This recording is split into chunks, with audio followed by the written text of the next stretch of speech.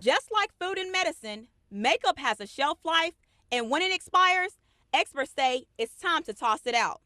Well, makeups contain preservatives, which help to fight infectious organisms that can incorporate themselves into the makeup.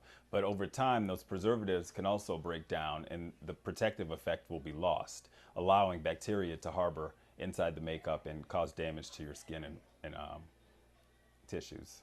So which items should be kept the longest and which items should be the first to go? Mascara has the shortest half-life and should be replaced every 3 months, and that really goes for any liquid makeup. Moist environments are going to be more conducive to bacterial overgrowth. As for your powders, blush, and lipsticks, well, they can be kept a little longer. Since they don't contain any water, there's a lower risk of contamination. The last thing you want to remember is to look for any changes in the makeup. If it starts to look different or if it starts to smell funny, you want to throw it out as well. For today's Health Minute, I'm Brittany McAlpin, Fox 6 News on your side. Some call the symptoms unbearable. Itching, burning, Blistering, redness. You're just terribly, severely uncomfortable.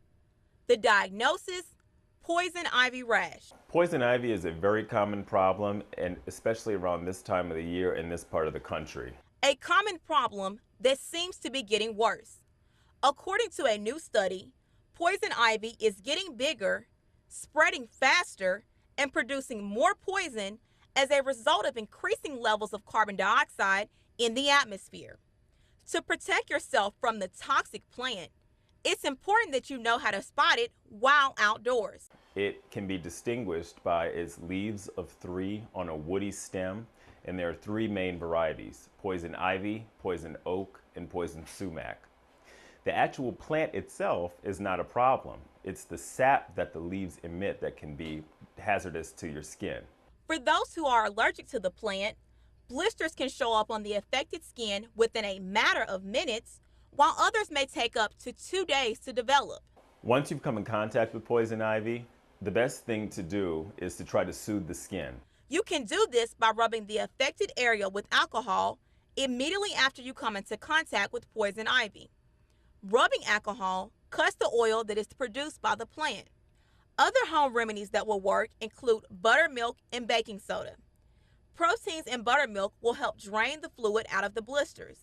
The sodium in baking soda will help with the inflammation of the rash. If that's not enough, then hydrocortisone or an over-the-counter hydrocortisone may do the trick, but most of the time a prescription is necessary. So the next time you take on your own gardening project, it's important to remember the old saying, leaves of 3, let them be. Protecting your health, I'm Brittany McAlpin, Fox 6 News on your side.